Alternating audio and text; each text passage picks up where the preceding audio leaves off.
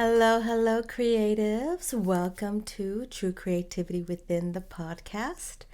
So, I thought today I'd talk a little bit about my creative journey and how I ended up to coming up with true creativity within. Because I think it's all related in terms of where I've come from, what different avenues I explored as a creative. And the reason why I wanted to share that is because my journey is a really good example of how creativity, creative spirit loves to evolve, change, and explore different facets of art making, creativity, which is why I want to share my own creative journey. Many of you know my creative journey, or even maybe aspects of it, and maybe some of you who are new to me don't necessarily know where I've come from. Because it's easy to say, oh wow, Lisa has it all together. She's has a body of artwork. She's been teaching mixed media classes and does all these different creative things. But it took me a journey and exploration and sort of hills and valleys and up and down, experimenting and exploring different things and learning different things to get to this point. So I want to share with you, and the reason why I want to share with you this journey and my story is also because you'll understand why the name True Creativity Within makes a lot of sense right now. But before I get to that, because I think it's really important, and it's something that I actually just kind of had an epiphany about recently in terms of true creativity within. But before I get into that, because it's going to make more sense, I'm going to talk about where I came from. So I was one of those kids that always was creative. I always was dabbling into some sort of creative thing. And I don't necessarily know where that comes from. Maybe it was my ancestors. Maybe it was because I had a family that was creative. My dad was a woodworker, so he always was making things with his hands. My mom was artistic. Her side of the family was artistic. It just was a natural thing in our family. So, but it was always sort of a side thing, except that, and when I think about it too, my dad, who was doing woodworking, it was a side thing for him. It wasn't his profession. So I would have to say that creativity for me, in terms of becoming a profession, I was probably the first one in my family. I'm also thinking back upon my grandmothers, who my grandmother was a seamstress. She knew how to make these sort of elaborate Filipino gowns, which was very intricate and elaborate. And I'm remembering now she used to do a lot of quilting. So when I think back, my family origin was always making things with their hands. So as a kid, I just naturally started drawing. And I think that part of it was, there were things going on in my life at that time, and drawing became a way to self-soothe. It became a way that I could just kind of lose myself. So I would draw dresses. I called them princess dresses. At the back seat of the car, I would just, when we go on trips, that's what I would work on. Every time I would just draw dresses. This is really funny. Not sure why, but I used to just draw without really necessarily the whole person, like their faces. It was always the dress. So that was one thing I did. And also I would make my own doll houses out of shoe boxes. And I remember being very meticulous about drawing, cutting out the windows and the doors and making the furniture by hand. Like, for example, I would get a chalkboard eraser and make that the bed. And then, of course, I would sew the little pillow, and that would go inside my dollhouse. And that's part of what I remember doing. I also remember spending hours in the backyard making mud pies. I don't know what it was about mud pies, but it was almost like it became an art of just trying to get that perfect mud pie. It's kind of funny when I think about it now, but I do remember just getting lost in that sort of the feeling of mud through my hands, and I probably was around, I want to say probably around 7 years old when I was doing that. So, but as I went into school, I found myself just naturally being artistic. I remember in first grade, I was, and this kind of plays on to, not plays on to, but kind of describes why sometimes I used to think of creativity as a curse. But my teacher would pull me out of recess and say, since you're so artistic, we want you to spend recess drawing out the weather of the day on the calendar. So there was this big calendar, so made out of paper, and I had these big, each day had these squares, these empty squares for each day, and I would draw out the weather. And I remember resenting that and feeling singled out. I wasn't able to play out. Now, it wasn't every day that they pulled me out of recess, but there were some days when I would have to use recess time to draw out the weather. And I remember just kind of resenting that and like, this isn't fun, you know. So, so that's just an example of I was just naturally always making things with my hands and drawing and painting, and then I also was starting to do a lot of writing in high school. I remember writing poetry and just expressive writing, creative writing. When I was in my senior year in high school, I remember my art teacher pulling me aside and saying, you know what, I want you to check out this college. And I remember him showing me the catalog to the art college that I actually ended up going to.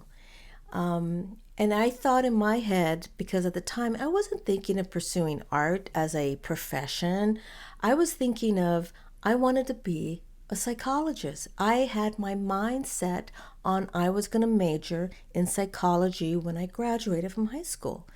So it was kind of strange that he would just say that. And I'm like, okay, well, I guess I'll check it out. But when I when I graduated from high school, got into my first year in college, which was junior college, and I was just trying to get my academics before I was going to technically transfer to a Cal State University to major in psychology. And the first couple of years in junior college, I was doing horrible in my classes. It's just like I couldn't get past a certain requirement. I took it a couple of times, and it was one of those requirements. I think it was political science.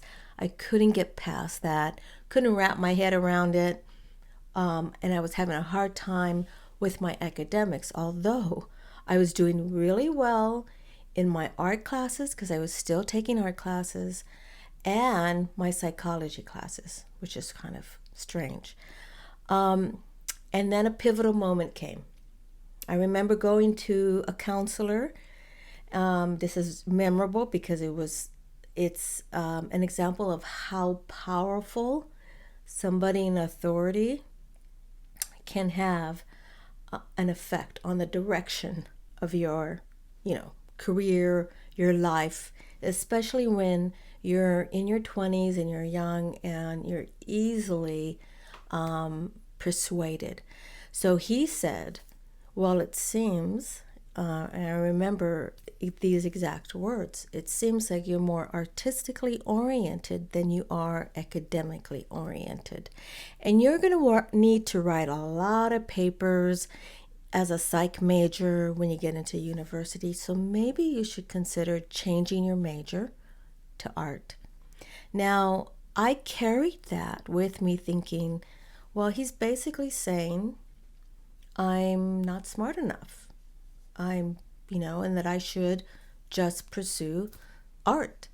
So I did, and I started building my portfolio to get into Art Center College of Design here in Pasadena, California.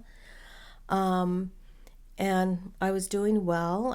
And also the requirements to get the academic requirements are a little different, a little bit more loose. I could actually use creative writing as a transferable academic into the college.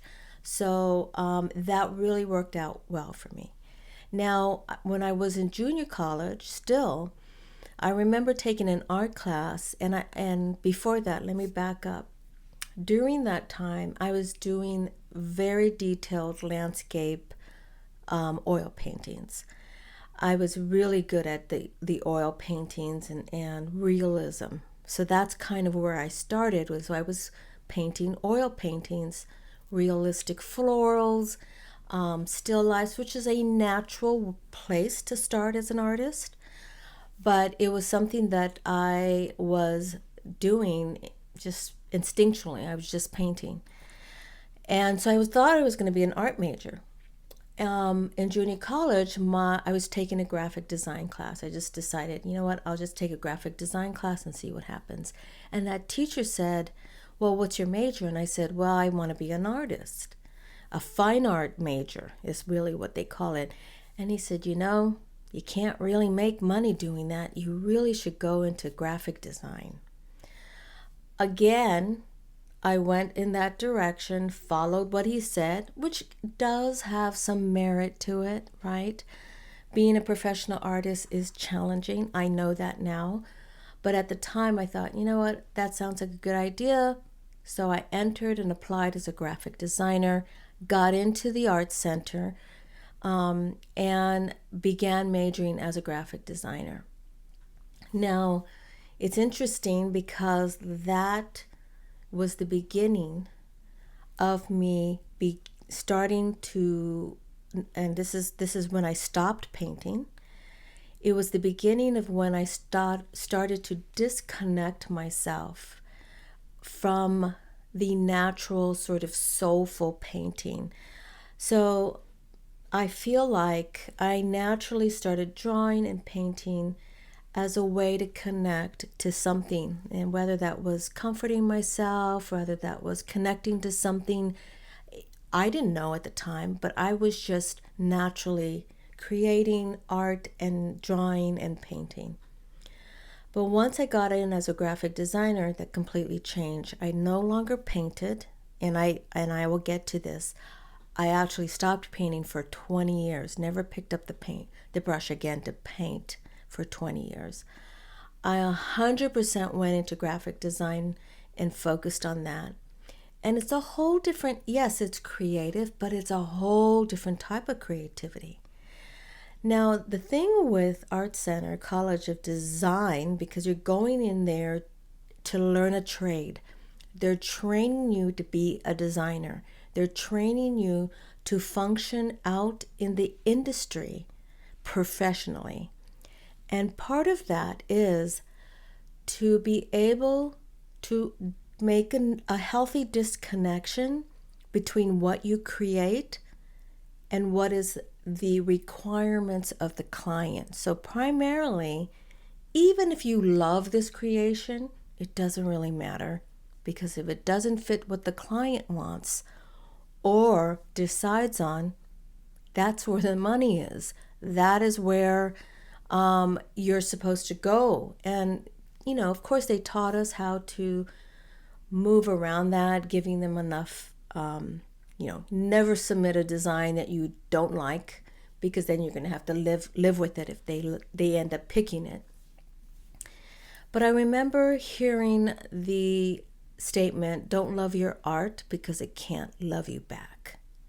So there was this constant practice of disconnecting and that's okay. I created that, so what?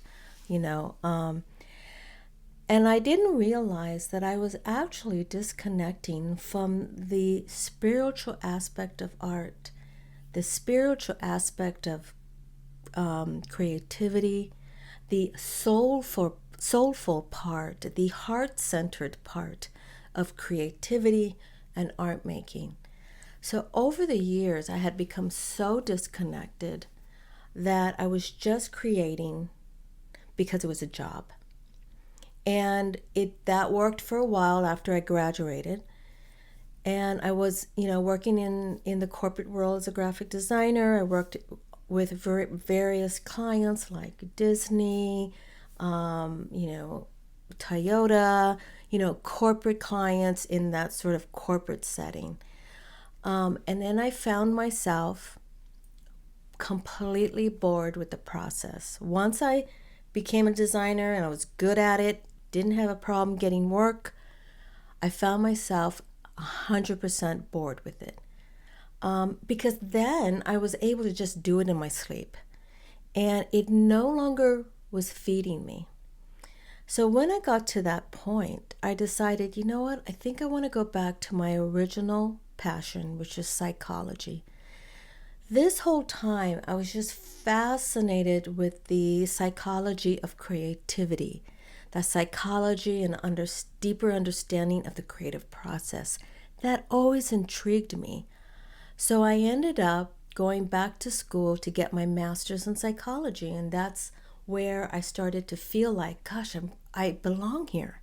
This has always been a passion for me. I really want to just kind of immerse myself in this.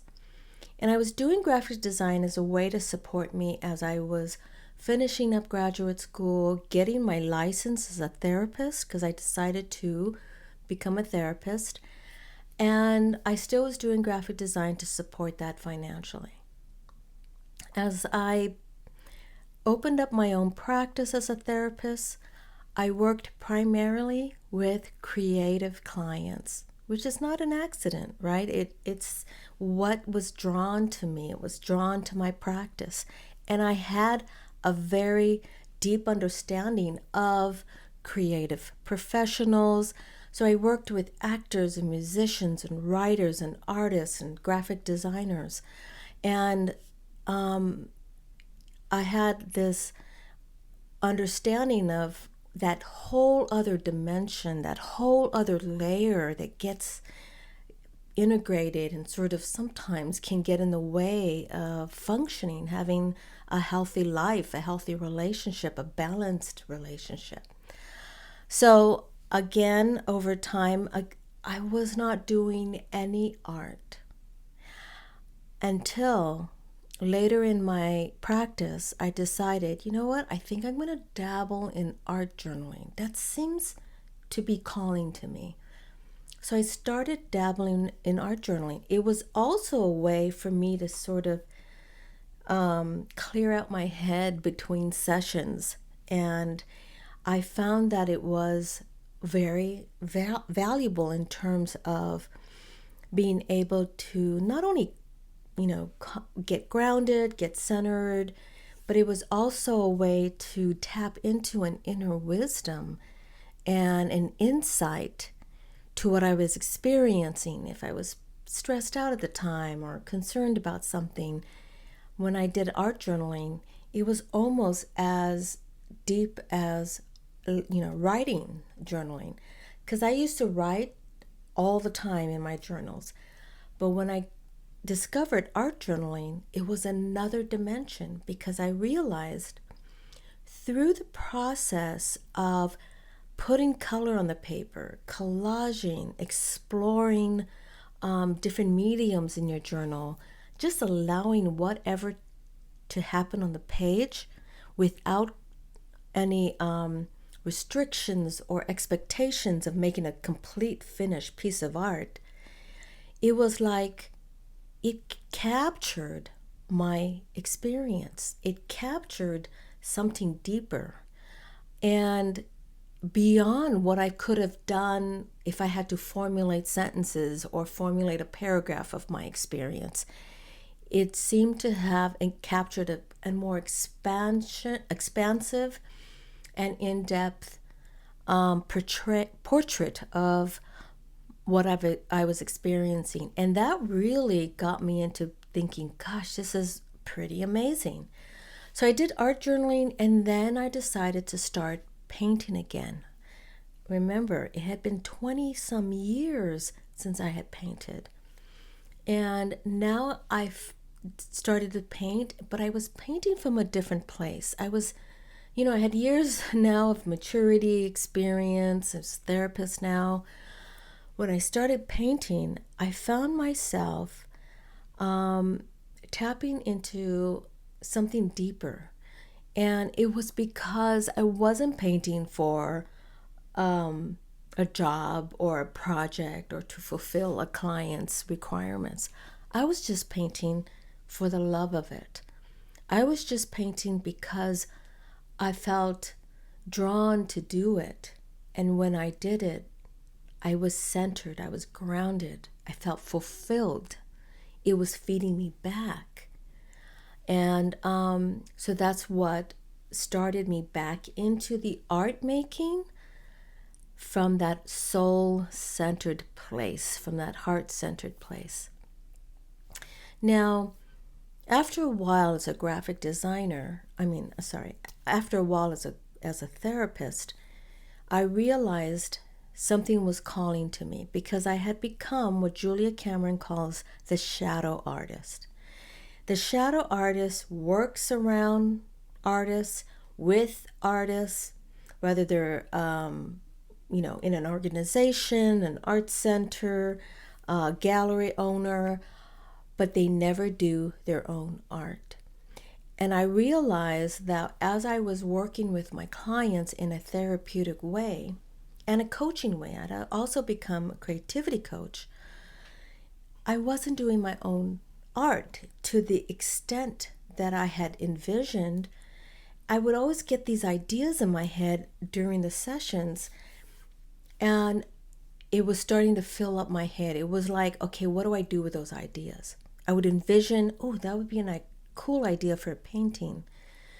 And then these ideas began to accumulate. And what was I doing with that? Nothing. I started to feel sort of like unfulfilled in the work that I was doing as a therapist because I was being pulled to do something more artistic, to pursue that area of my life. And I wanted to do it full time. So I decided to close my therapy practice to pursue a career as an artist. I couldn't do it anymore. I couldn't just say, I'll do it when I retire, when I get an extra time in the weekend, when I have that vacation time, I'll do it. And I felt like because the ideas kept coming and almost haunting me. And that's the thing with creativity. If you don't do it, it just haunts you. And I almost felt like it was beginning to ferment. It was beginning to, I hate to use this word, but rot within me. I had to give it life. I had to bring it to fruition. I had to bring these ideas to reality, to physical reality. And I had to go through that process of me creating it. So I decided to pursue an art career, which again, very challenging to do, but I did it. I set my intention to build a body of work from all these ideas that were floating around in my head, and I pursued that direction. Now, it sounds nice fantasy. No, it was a challenge because I felt guilty that I had closed my private practice. And here I was in the studio that I had put together to create a body of work. I did not predict the battle that would go on when I would enter the studio to begin to work on a piece. Now, I always was drawn to mixed media, but I am a self-taught mixed media artist. Now, I had a lot of background and knowledge from art education to be able to make that transition pretty well. But I still really needed to learn how to dabble into these different materials and how to make them work together and what worked and what didn't work. So what I did is I just started to experiment.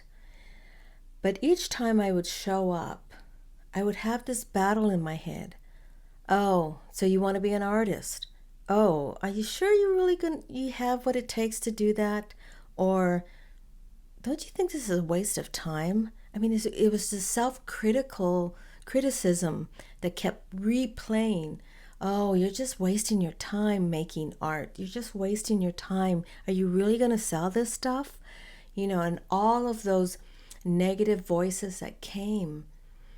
I had to show up, be present, and keep working. Keep working on the piece, keep working on the technique, keep experimenting with the materials. And I realized that the voices became lesser and lesser. They were still there, but they weren't as loud. Because I made a commitment I was going to make this work. I made a commitment that this is what I wanted to do and had to do. And that's the thing with creative spirit. It inspires you with something, with a passion, with an interest, with a curiosity. You can't ignore it.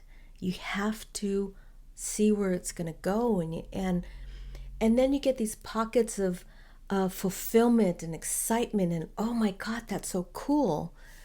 And you have to keep going in that direction, right? So that's what I ended up doing. I ended up creating a body of work. I had a few solo shows, group shows. I got in several galleries, and I was showing my artwork, selling my artwork. And then I found myself again at a pivotal point where I felt like I really need to teach this. I really need to be around other creatives. And I had always wanted to be a teacher, but I was terrified of it. Just terrified. Like many of you, afraid of public speaking. But again, creative spirit, I believe, was nudging me to go teach what I was learning in the studio, not only technically, but the process of being able to let go of the criticism and the expectations and the need for it to be perfect, to explore creativity and what creativity has for each one of my students. Fulfillment, connecting to their heart center, connecting to their own creative spirit, connecting to that thing that had been calling to them to draw, to paint, to sculpture, to sew, to stitch, to write, whatever that is. I wanted to teach that. So, terrified of teaching, but I did it anyway because I felt like that was my calling, and I felt like, all right, I'm going to open this door. I don't know where it's going to go, but I'm going to listen to the universe and see what happens. And it ended up completely blossoming to the point that I was teaching workshops and doing retreats. I never thought I would be doing a retreat.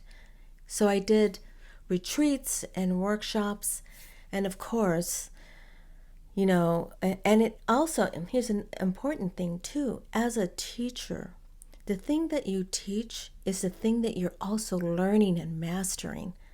So I would come up with a new technique, or I would come up with a new project and say, oh, this is actually cool. I'm going to teach this. And the thing about teaching a technique or a project, you really need to break it down for the student.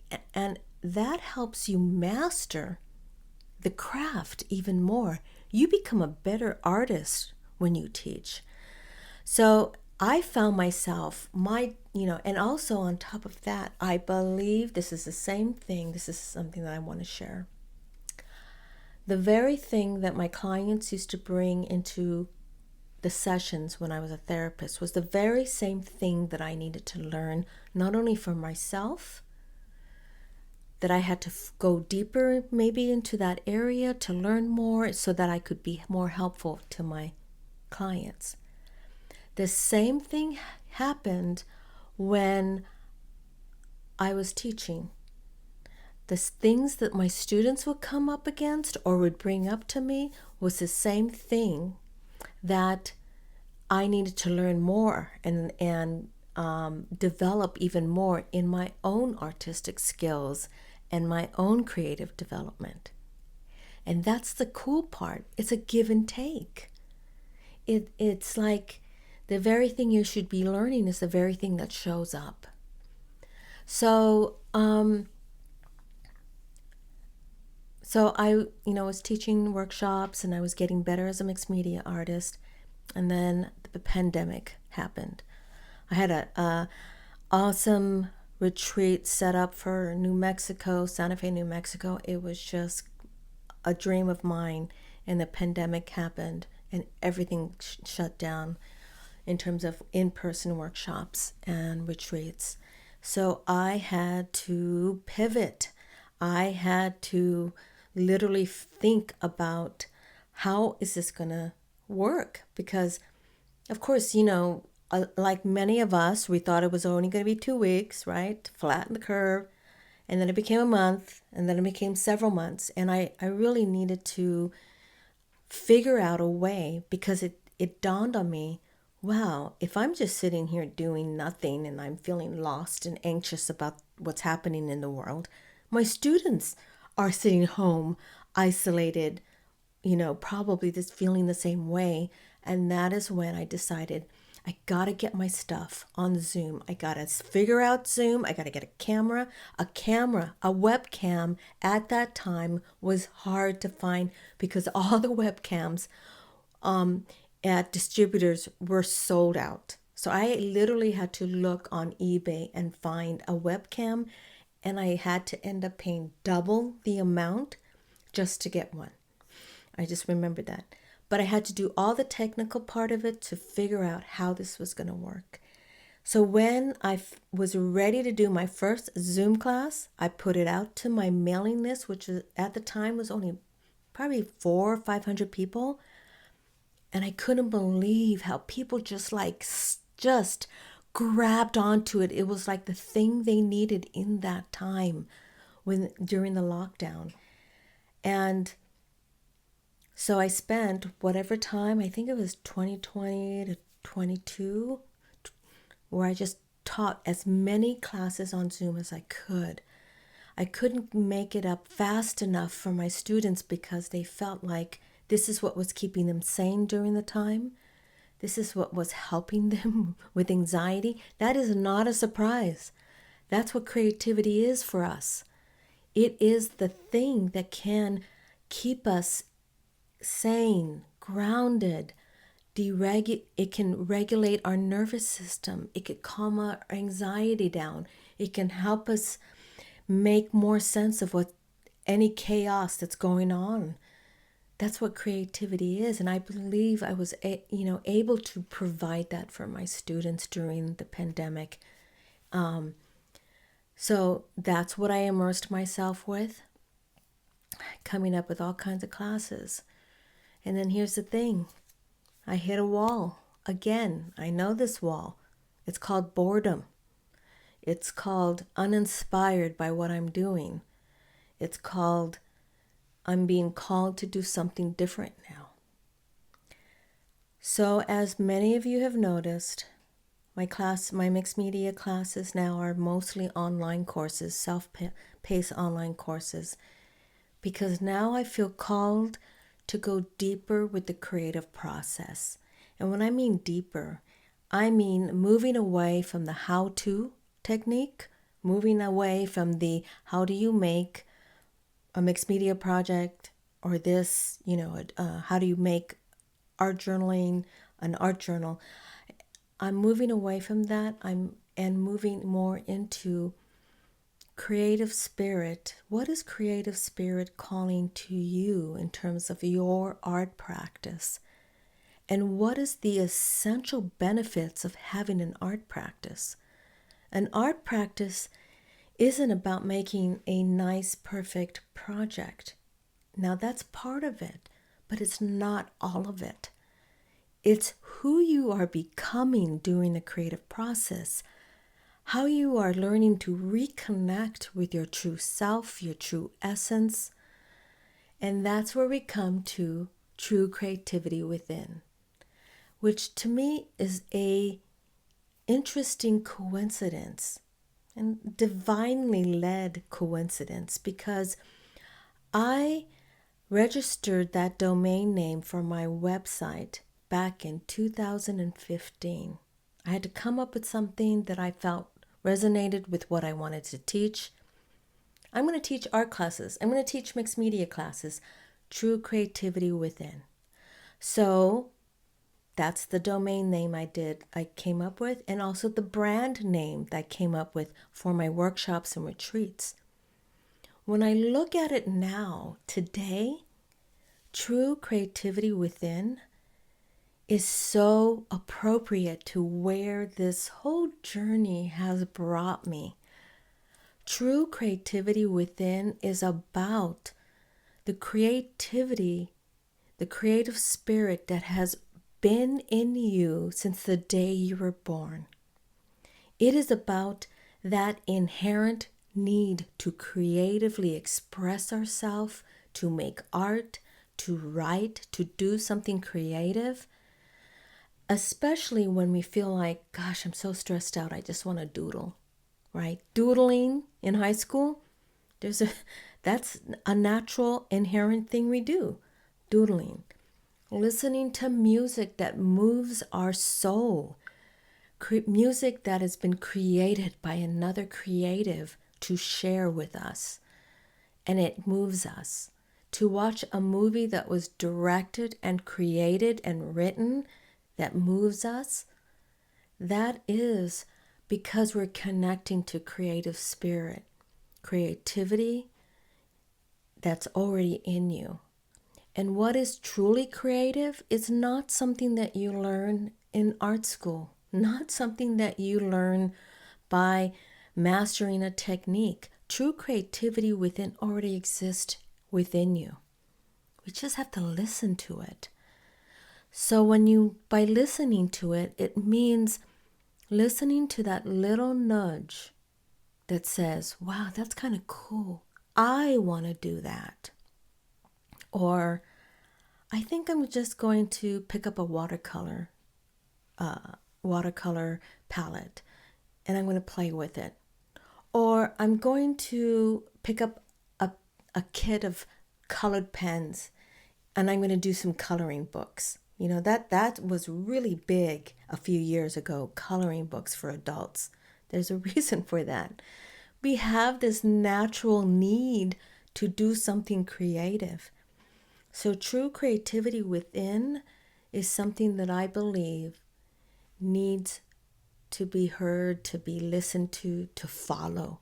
And it's the true creativity within is the thing that piques your curiosity. It's the thing that makes you excited when you create it. And this is also crafts, stitching, sewing. It's all in that. That creative energy is all within that. So I guess my point is, and I don't know, I got a little lost. Okay. My point is, if you're someone who has had the tendency to doodle and play with watercolor and color and, just color on a piece of paper, if you're someone who has naturally done that, but were too afraid to take an art class, or maybe you took an art class and you got intimidated, or you had a bad experience, don't give up on that. Continue to follow that, because that is creative spirit, and that is true creativity within you that's calling you to do something creative and artistic. Don't give up on that. Keep following that inspiration. That inspiration was put there for a reason, because I believe that creativity within us was made for us to help us not only heal, grieve, find calm and peace, fulfillment, make sense of the world, make sense of what's going on within us, help us, connect to who we truly are, get us to that place where we feel like, you know what, this is where I belong, this is what I want to do. That's what the purpose of creativity is for. I believe there is an invisible power within the energy of creativity. It does so much more than just make a project. It is transformational, and we need to listen to that. It's calling to you. So that is my creative journey. And I think my point is that creativity will evolve. It's evolving. I'm in the midst of evolving right now as I let go of certain things that don't do it for me anymore. Doesn't hold that creative energy for me, or that excitement, or that inspiration. That's normal, and that's going to happen during your journey, your creative development. That's going to happen. So, wow, I can't believe I talked that entire time. Anyway, I'll end this episode on that note. Thank you for listening to True Creativity Within the podcast. I hope you enjoyed this episode. Again, I invite you to learn more about me by going to truecreativitywithin.com. I have some mixed media courses there if you're into mixed media, art journaling. And I also am opening up my Creative Spirit Connection group to invite some new members to join the group. It's been very cool. And I'll probably do another episode and talk a little bit more about what that's about, because it's a little creation of my own in this new chapter of my creative journey. So I'm excited about that. So you can read more about the Creative Spirit Connection group, and also please subscribe to my YouTube channel, follow my Apple podcast for more upcoming episodes. Thank you for listening, and stay creative. Bye.